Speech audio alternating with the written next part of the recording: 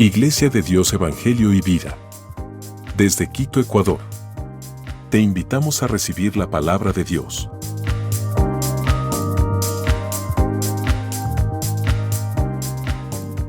Tengo a la derecha, a la izquierda, Señor, en esta mañana. Nos reconocemos necesitados de ti. Como iglesia, Señor, necesitamos más de ti. Necesitamos más de tu presencia. Necesitamos de tu Espíritu Santo, Señor. Necesitamos de tu dirección. Oh Padre, ministra los corazones en esta mañana. Satúranos con tu presencia, Señor.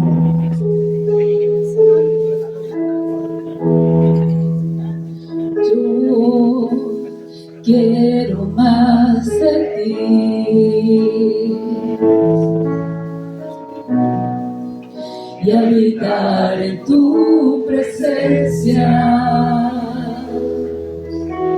Menguar para que crezcas tú y cada día seré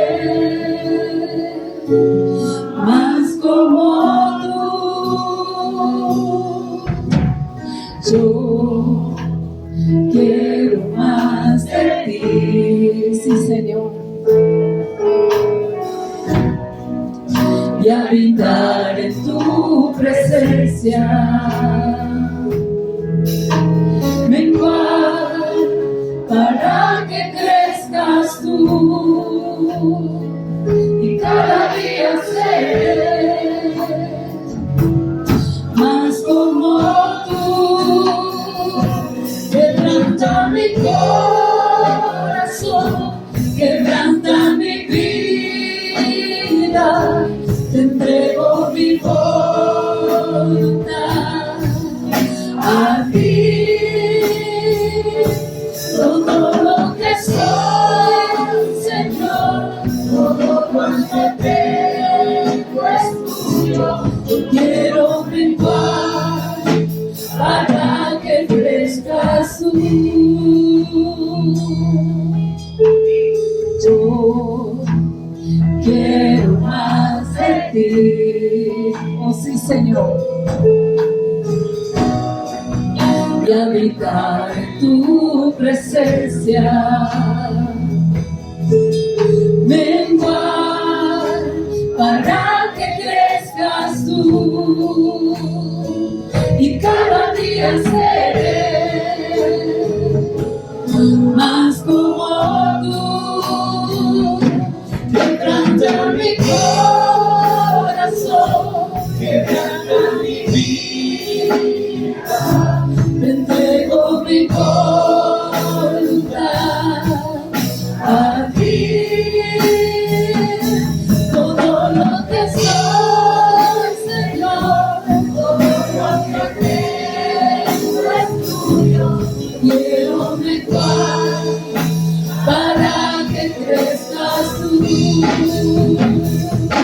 Quebranta mi corazón, quebranta mi vida, te entrego mi voluntad a ti. Todo lo que soy, Señor, todo cuanto tengo es tuyo. Quiero menguar para que crezcas tú.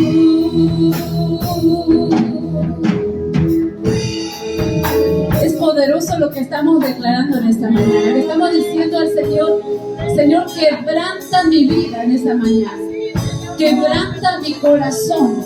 Haz tu voluntad en mi vida. Es poderoso, mi hermano. Si usted abre su corazón, si usted rinde su corazón al Señor, el Señor obra poderosamente. Le animo a que pueda cantar una vez más este coro y que salga de lo profundo del corazón, y yo sé que Dios va a estar obrando en nuestras vidas en esta mañana. Padre Santo, haz tu obra, Señor. Haz tu obra, Señor, en cada uno de nosotros. Tú nos conoces, Señor. Tú sabes lo que estamos atravesando. Tú conoces nuestro corazón, Señor. Tú conoces nuestra vida, Señor. Quebrántala, rómpela, Señor, en esta mañana y reconstruye, Señor. nuestro corazón conforme a tu voluntad, Señor. Rendimos nuestra voluntad delante de ti, Señor. Te adoramos, Padre Santo. Nos reconocemos necesitados de ti, Señor. Te adoramos, Cristo Jesús. Quebranta mi corazón, quebranta mi vida, te entrego mi voluntad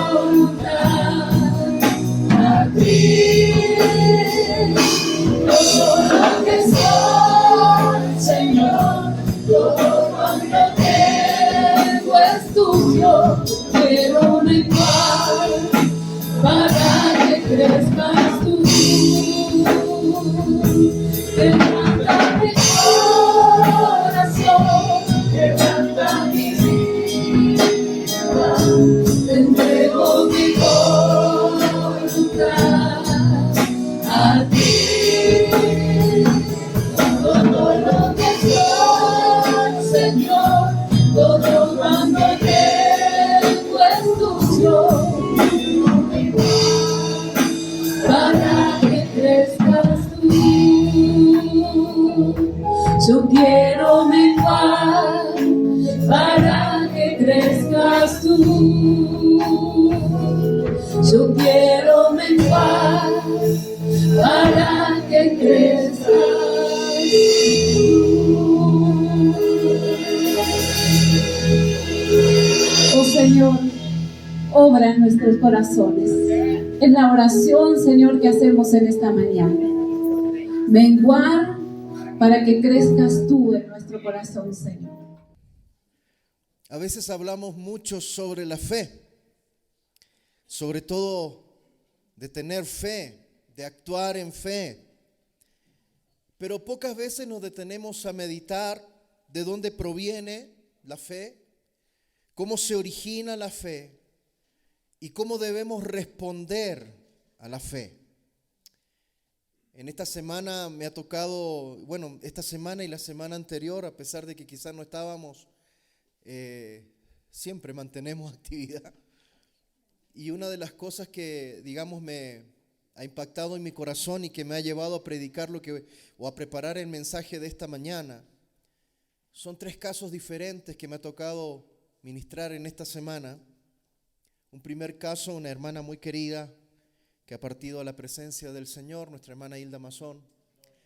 Ella ya está en los brazos del Señor. Y días previos a su muerte, tuve la oportunidad de visitarla y poder estar conversando con ella. Y una de las cosas que ella me manifestaba es que tenía miedo. Y es lógico, porque ella muy lúcida, muy clara en lo que le estaba pasando, me dice: tengo miedo de morir.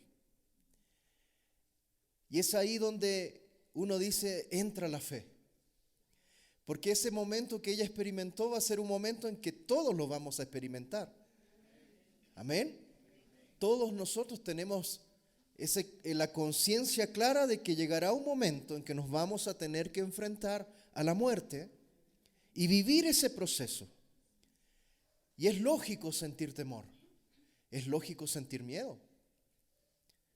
Después conversaba con un pastor amigo de Guayaquil, que estaba en una batalla en su corazón en el tema de fe. Su madre, pastora también de la iglesia de allá de Guayaquil, de un momento a otro tuvo un derrame cerebral y todas las cosas parecía que se estaban yendo para atrás, y él decía: tengo una batalla en mi corazón. Dijo: yo sé que estamos en las manos del Señor, yo sé que vamos a estar en su presencia, pero tengo una batalla. Y yo le decía: ¿cuál es la batalla? Y él me decía: días antes le habían dado una profecía de que la iglesia iba a extenderse, de que ella iba a ministrar, de una profecía a largo plazo. Dijo: y estoy en esa lucha. ¿Qué es lo que pasa? Dios no habló, Dios sí me habló. ¿Qué pasó? Ella tiene que morir ahora, tengo que resignarme, tengo que creer por un milagro. Era una batalla de fe. Amén. Y otro caso que me topé en esta semana, que también tiene que ver con la fe, es otro hermano que días antes estaba con un problema en su salud y me dijo: pastor, ore porque yo no me quiero operar. Yo creo que Dios me puede sanar. Y oramos, y efectivamente, en ese proceso que oramos, él dejó de tener dolor, ya no tenía molestia, no tenía nada. Y se fue a hacer el chequeo de rutina y dice: no, es que usted se tiene que operar ya. Y dice: pero si no me duele nada. Dijo: pero si usted ni siquiera debería tomar agua, ya tomando agua le debería doler. Dice: no, si no me duele. Y estaba en esa batalla. ¿Será que le creo a Dios y no me opero? ¿O será que Dios me está dando una oportunidad y Dios también usa las manos de los médicos? Y era también, ¿cierto?, un conflicto en el corazón. Y es interesante esto porque Dios, a través de su palabra, nos enseña el origen y el fin de este misterio, porque la fe es un misterio. Primera de Timoteo capítulo 3 verso 9 dice: que guarden el misterio de la fe con limpia conciencia. La fe es un misterio. Mire, desde ya nos planteamos un problema al tratar de explicar algo que la palabra de Dios lo define como un misterio. Qué difícil es poder tomar todos los argumentos y tratar de definir la fe cuando sabemos que la fe es un misterio. Hebreos capítulo 12 verso 2 dice: puesto los ojos en Jesús, el autor y consumador de la fe. Amén. En primer lugar, déjeme decirle que Jesús es el autor de la fe. ¿Cuántos dicen amén? La palabra autor significa fundador, guardián, y que tiene la supremacía en cuanto a la fe. No hay nadie en el mundo ni en la existencia que sepa más de la fe que Jesús. Jesús es el principio de todo, y si tuviésemos que hablar de la fe, el único que puede darnos una respuesta completamente aterrizada y coherente es Jesucristo. Mis amados hermanos, este título, autor, consumador de la fe, la palabra autor, también simboliza un heroísmo. En una Biblia antigua, la Septuaginta, escrita por 72 sabios judíos, ellos traducían esta palabra y le daban un sentido de príncipe, de capitán, de superior, de un líder. El autor de la fe es el que tiene la supremacía en cuanto a las cosas de la fe. Mis amados hermanos, este texto nos define que Jesucristo es la fuente de la fe. Jesús es la causa primaria de la fe. Es el pionero, es el precursor. Este título, autor de la fe, describe que Él es un ejemplo para nosotros y Jesucristo es un ejemplo de fe que nosotros tenemos que seguir. Esta palabra autor se menciona solamente 3 veces en el Nuevo Testamento. 3 veces. Hechos capítulo 3 verso 15 dice: y matasteis al autor de la vida. Jesús también es el autor de la vida, a quien Dios ha resucitado de los muertos, dice el texto bíblico, de lo cual nosotros somos testigos. Jesús es el autor de la vida. Hebreos capítulo 2 verso 10 dice: porque convenía a aquel por cuya causa son todas las cosas y por quien todas las cosas subsisten, que habiendo de llevar muchos hijos a la gloria, perfeccionase por aflicciones al autor de ¿qué? De la salvación. Mire, Jesús no solamente es el autor y consumador de la fe, es el autor de la salvación, es el autor de la vida. Mire qué tremendo. 3 veces aparece esta palabra y las 3 veces tienen que ver con la muerte sacrificial de Cristo. Jesús no sería el autor y consumador de la fe si no hubiese muerto y resucitado. Jesús no sería el autor de la salvación si no hubiese muerto y resucitado en una cruz. Jesús no sería el autor de la vida si Jesús no hubiese muerto y resucitado en una cruz. ¿Cuántos pueden decir amén a eso? El camino de la salvación está fundamentado por medio del sufrimiento y de la muerte de Jesús. Y también estos textos nos hablan No solamente de que Él es el autor de la vida, de la salvación, de la fe, sino que también nos habla cuál debe ser nuestra reacción, cómo debe ser nuestra obediencia hacia Él, cómo debe ser nuestra santificación. Porque miramos al autor de la vida, al autor de la fe, al autor de la salvación, y Él viene a ser nuestro ejemplo máximo. Él es el precursor de la fe. Entonces Jesús es el autor de la fe, pero también Jesús es el consumador de la fe. Amén. La palabra o la definición de consumador hace referencia a alguien que consuma algo, que termina, que cumple, que completa, alguien que concluye, que acaba, que realiza o que finaliza una cosa. O sea, Jesús no solamente es el que inicia todo, sino que también es el que cierra todo. Cuando hablamos de la fe, Él es el principio y el fin, el alfa y la omega. Amén. Por lo tanto, mis amados hermanos, la conclusión del camino de la fe es Cristo Jesús. Todo gira en torno a la figura de Cristo, de tal manera que Él es el que inicia la fe y Él es el que ejecuta la fe. Imagínese, Él es el prototipo, pero mire, nosotros sabemos que los prototipos pueden ser modificables, ¿o no? ¿Cierto? Cuando se saca de repente algo, ¿cierto? Alguna aplicación, algún instrumento, lo que sea, cualquier cosa tecnológica. Dicen, bueno, este es el prototipo, lanzan un avión, lanzamos el prototipo y después van cambiando, ¿cierto? En el proceso van añadiendo, van perfeccionando. Pero, mis amados hermanos, en el caso de Jesucristo, es un prototipo que ya fue perfeccionado. Jesús ya fue perfeccionado. La palabra del Señor nos dice en Hebreos capítulo 5, verso 8 y verso 9, Hebreos 5, 8 y 9, y aunque era hijo, por lo que padeció, aprendió la obediencia, y habiendo sido perfeccionado, vino a ser autor de eterna salvación para todos los que le obedecen. ¿Dónde vemos esta verdad? La vemos ahí en el desierto cuando Cristo es tentado, ¿se recuerda? Satanás tienta a Jesús, y algunos, incluso eruditos bíblicos, dicen que el relato de la tentación de Jesús en el desierto es solo un ejemplo de lo que Jesús fue tentado durante toda su vida. Algunos han llegado a establecer de que la tentación del desierto no fue solamente un evento específico, de que Jesús fue tentado con la comida, con el poder, y que fue solo un evento en el desierto mientras Jesús estaba en ayuno, ¿no?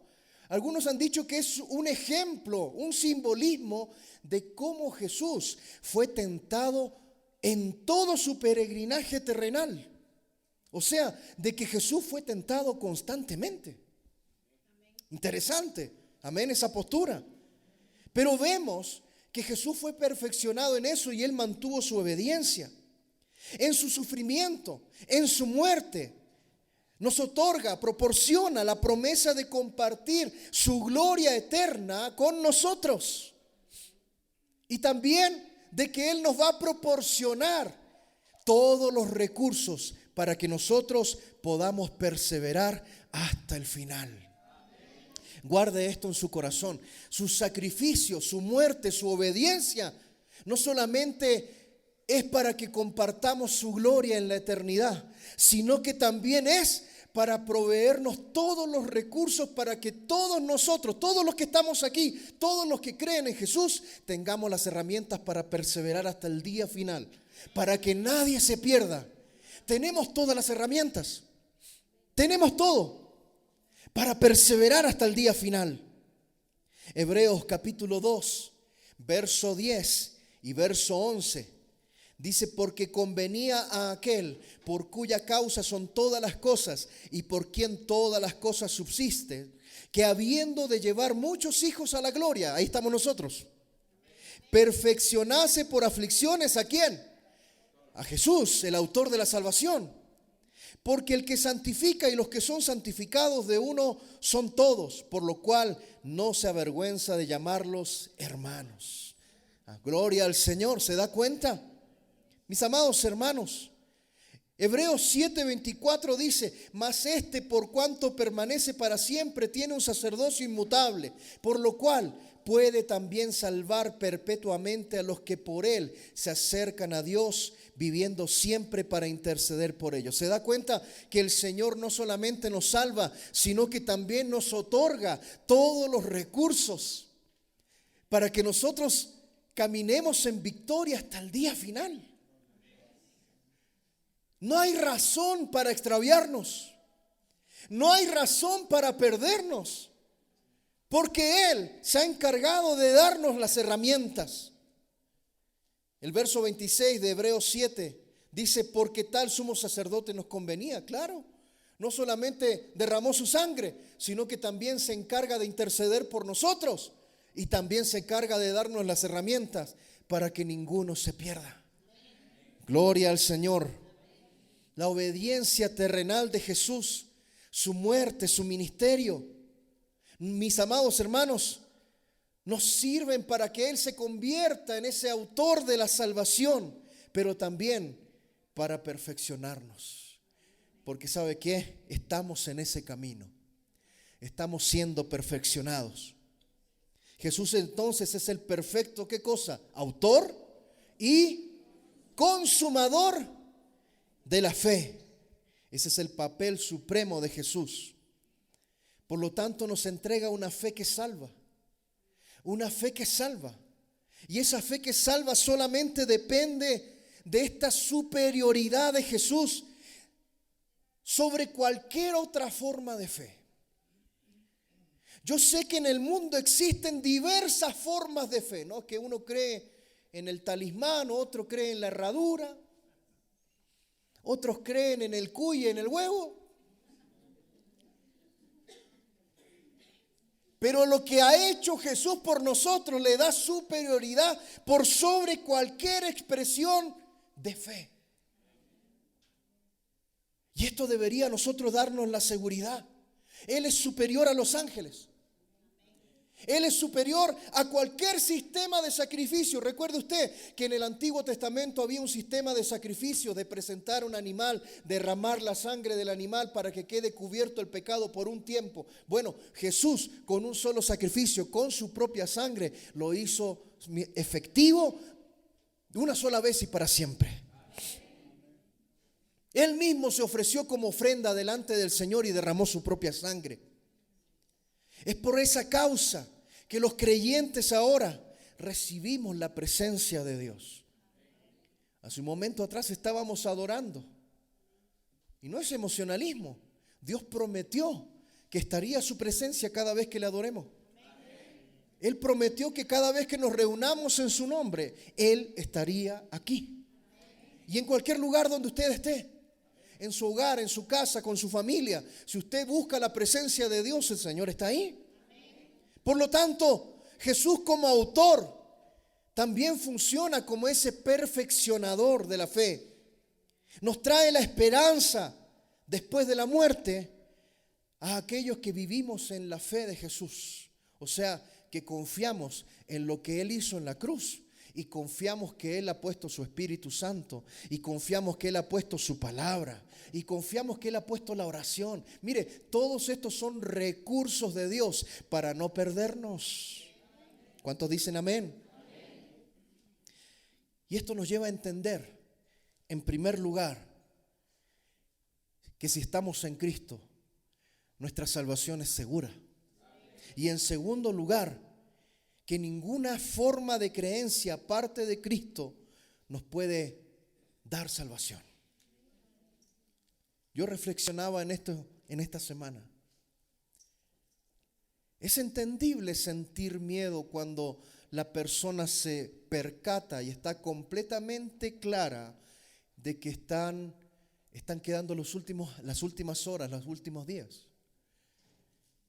Mire, una cosa es una persona que ha caído en una enfermedad completamente y ha quedado inconsciente y no está respirando con un respirador artificial y no tiene ni idea de lo que está pasando.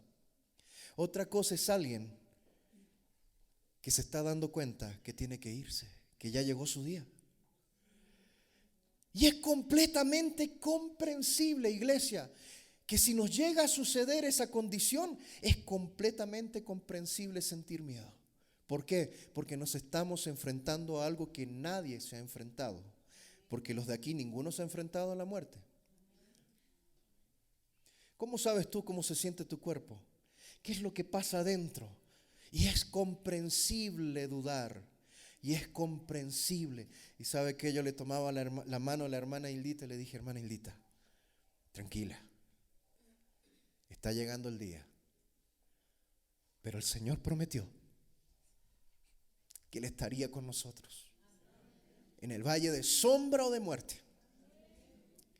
Él no va a soltar tu mano. Tú vas a cerrar tus ojos.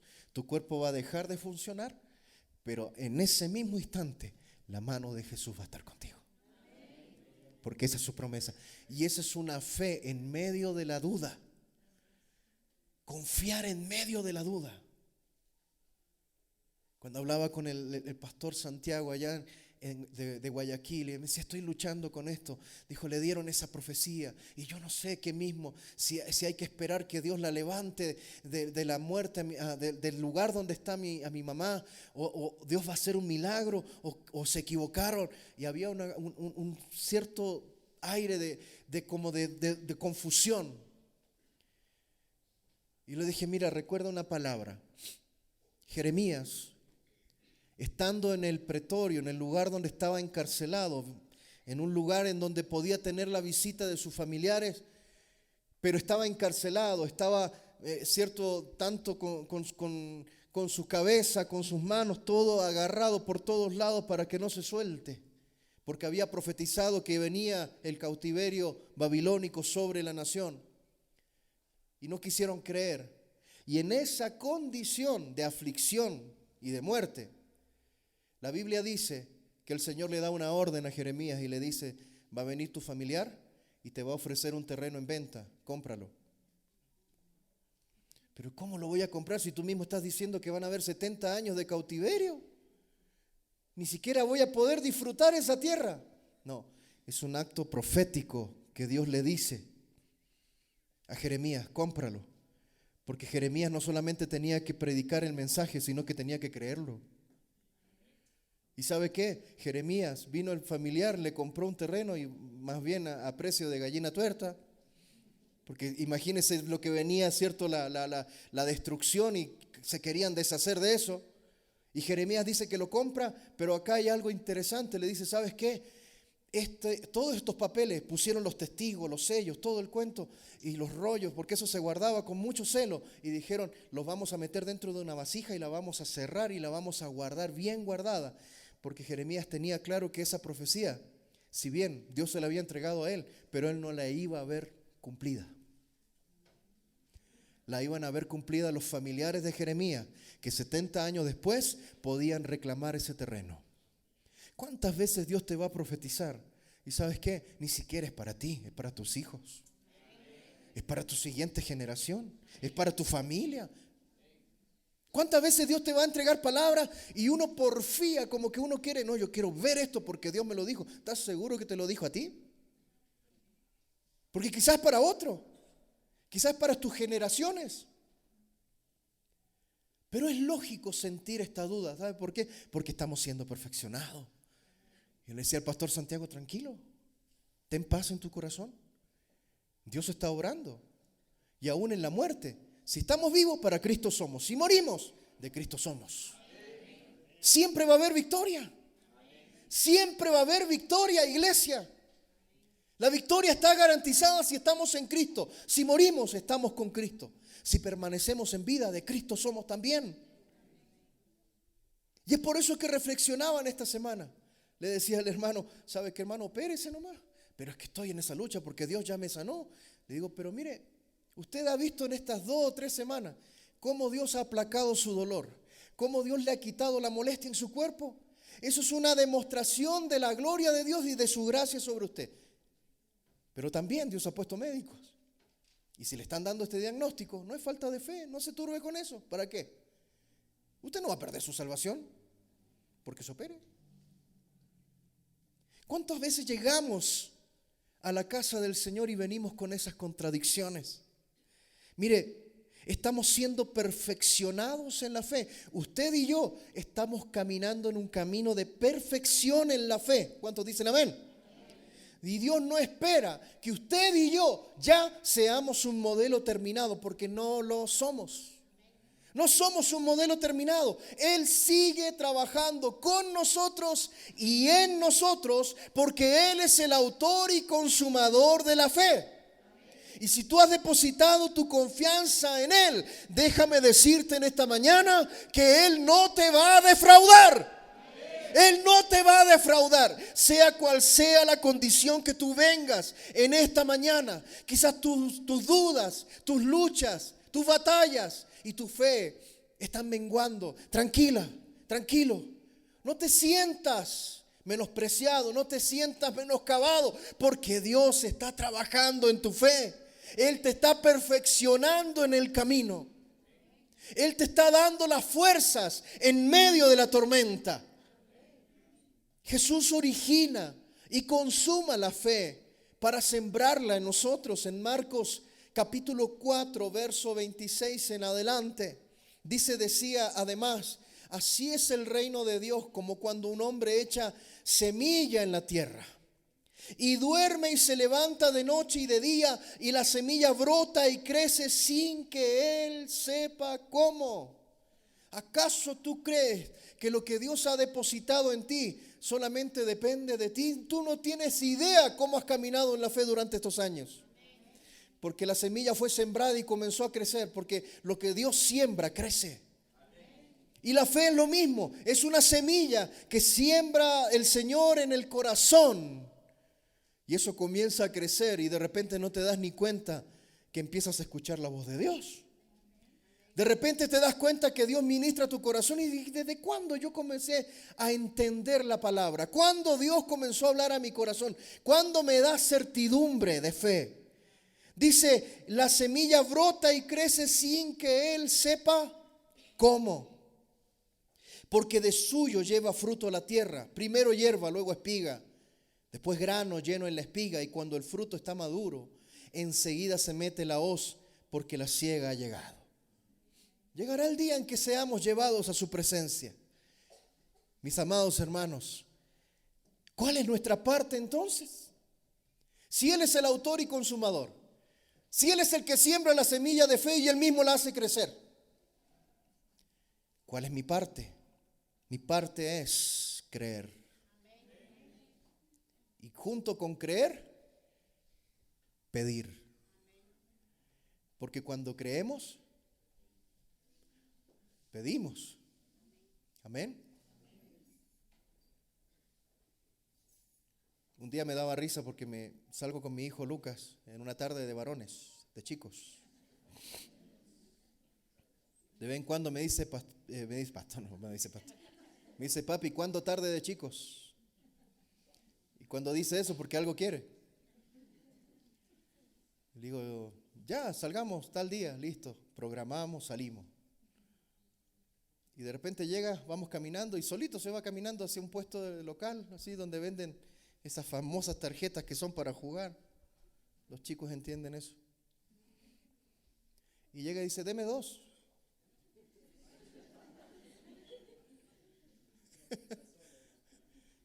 Le digo: ¿y tú por qué estás pidiendo? Dijo: porque las quiero. Le digo: ¿y quién las va a pagar? Tú. Y yo analizaba esto y dije: este tiene fe.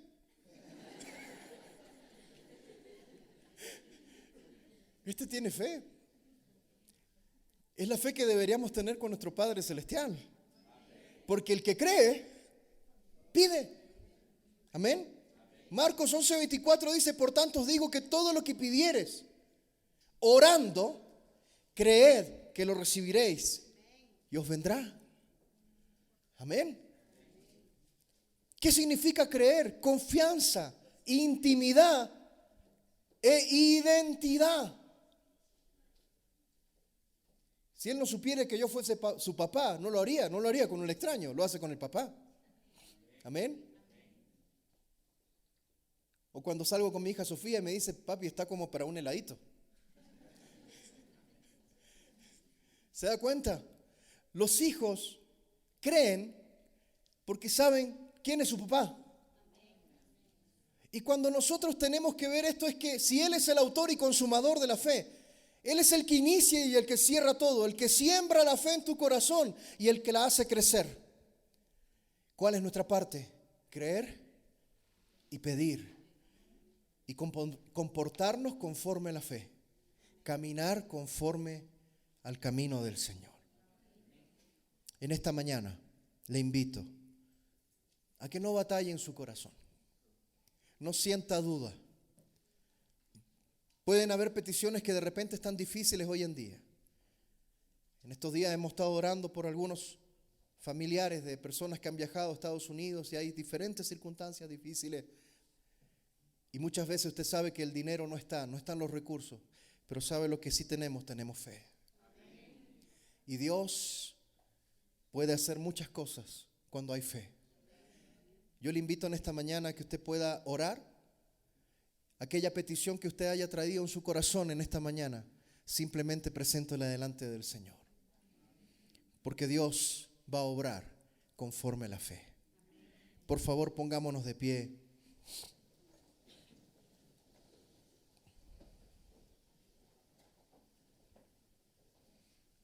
Y oremos al Señor.